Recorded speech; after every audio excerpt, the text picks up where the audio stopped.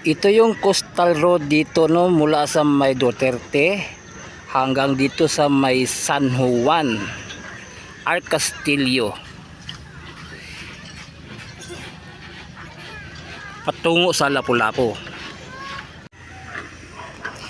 Ito ang dulo ng San Juan. Ito yung coastal road patungo sa Lapu-Lapu. 안녕하세요 여러분, 잘 지냈어요? 보고 싶어? 행복했어.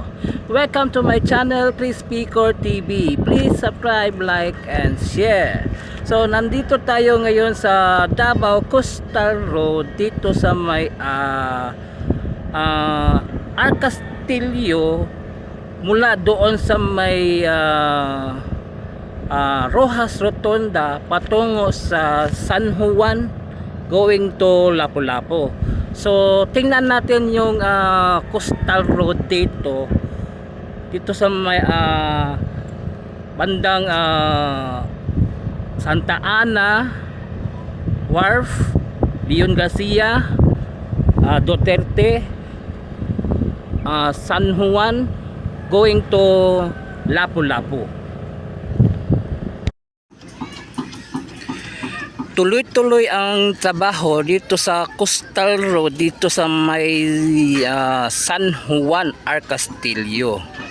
So tuloy-tuloy yung trabaho nila dito. Nasa dulo na sila sa San Juan patungo sa Lapu-Lapu.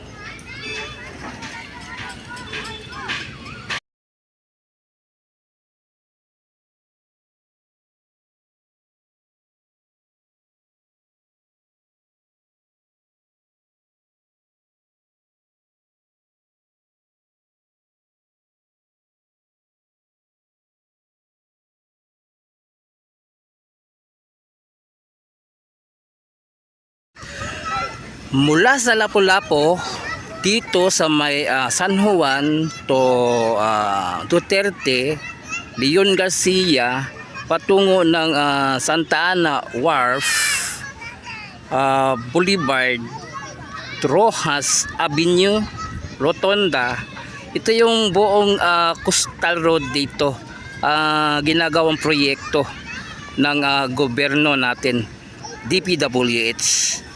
So ito yung project coastal road.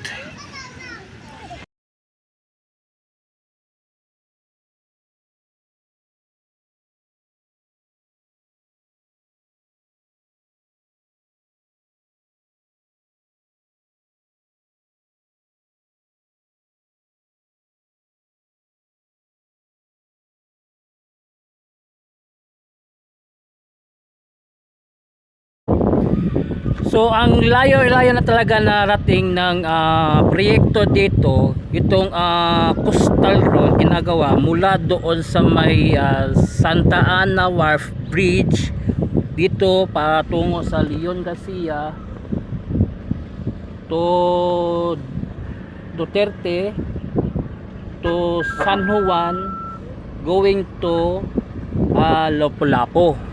Ito yung proyekto ginagawa dito.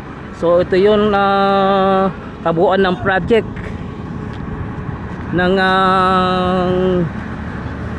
ating gobyerno, DPWH. So nasa dulo na sila sa San Juan ang kanilang proyekto. Patungo na sila sa Lapu-Lapu.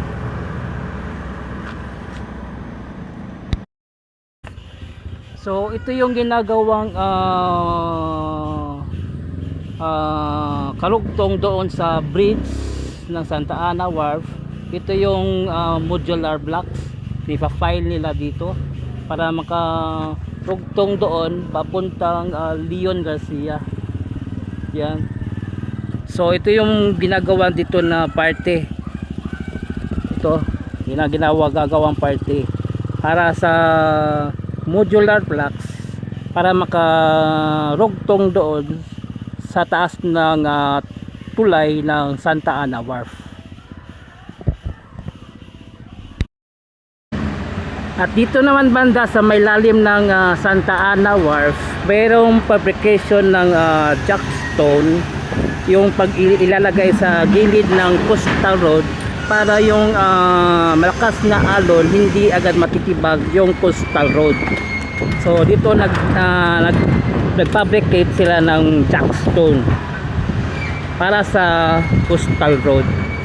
Dito lang sa lalim ng Santa Ana Wharf Bridge.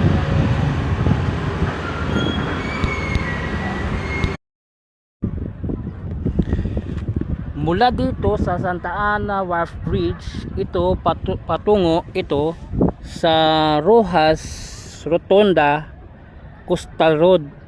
Then patungo doon sa may Bucana Bridge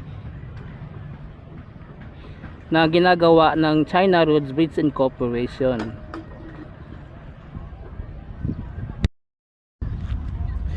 So ito yung boulevard segment na ginagawang coastal road dito. Ito tapos na ito banda ito sa may likod sa boulevard. Yung Rojas Avenue, Rojas Rotonda na lang ang inaayos. Then patungo doon sa may Bucana Coastal Road, Davao River. So ito yung Santa Ana Wharf Bridge. Dito sa gilid may ginagawa silang barrier mula dito sa Magsaysay ito patungo doon sa may Leon Garcia. So may ginagawa na sila ng barrier dito. Ito lang na side, sa kabila wala. Ito lang na side.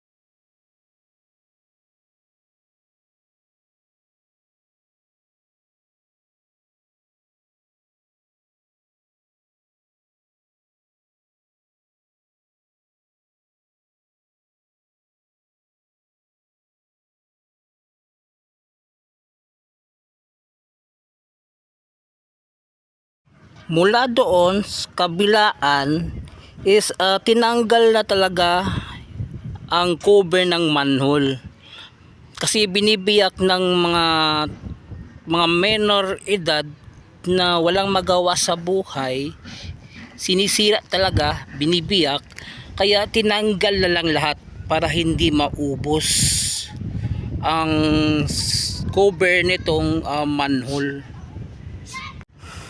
Pati itong cyclone wire hindi nakaligtas. So ito yung Rojas Rotonda, halos naka-espalto na yung dito sa Coastal Road. Ang espalto abot na dito. Dito. Ito palabas papuntang Rojas Avenue. So hanggang dito yung espalto.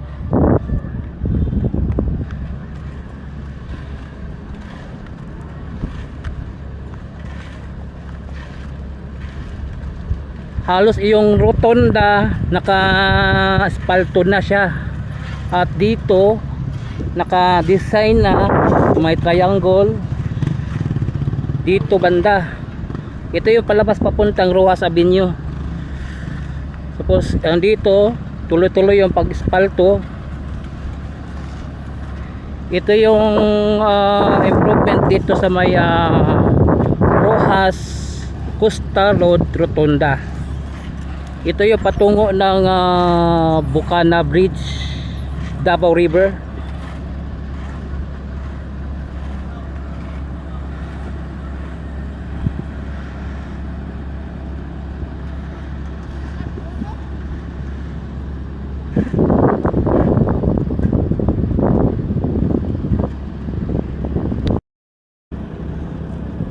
Halos buong buo na talaga itong coastal road dito sa may Rojas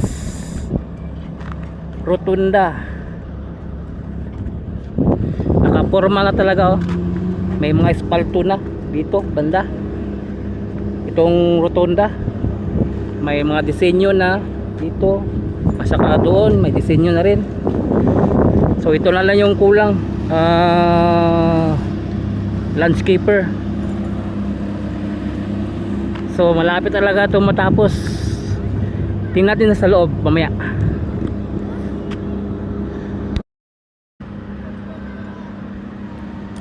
Nagsimula sila sa paglagay ng mga lamppost, ilaw dito sa may Roxas Rotonda Coastal Road. Ito yung ginagawa nila ngayon. May lagay sila ng PVC, daanan to ng wire ng kuryente para sa lamppost ng ilaw ng Roxas Coastal Road. Ito na segment. So dito nag-start na sila sa paglagay ng mga lamppost.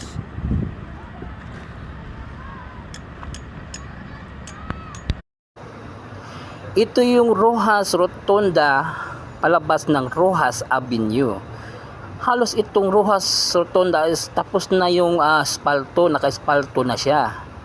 Ito na lang yung palabas papuntang Roxas Avenue. May ilang mga bahay pa matatanggal, madidemolis dahil sa matatamaan sa road widening ng Coastal Road palabas ng Roxas Avenue. Lalo na yung may bahay dyan sa malapit sa Roxas Boulevard, malapit sa may box culvert.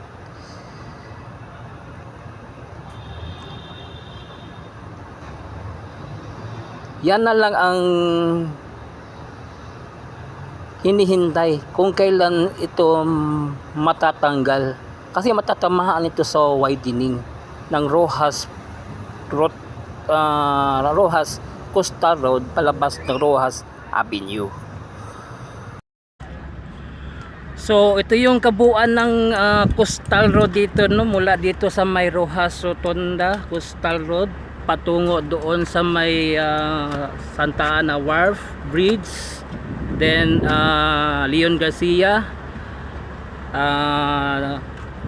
Duterte, San Juan to Lapu-Lapu. So hanggang dito lang yung ating vlog. Nakapormado na ang Coastal Road dito sa may Roxas Rotonda. Please subscribe to my channel, Chris Picor TV. I-follow po na nga ako ang Facebook page, Chris Picor FB. So thank you for watching. Kamsahamnida, anyong, and God bless you all. Sarang iyo.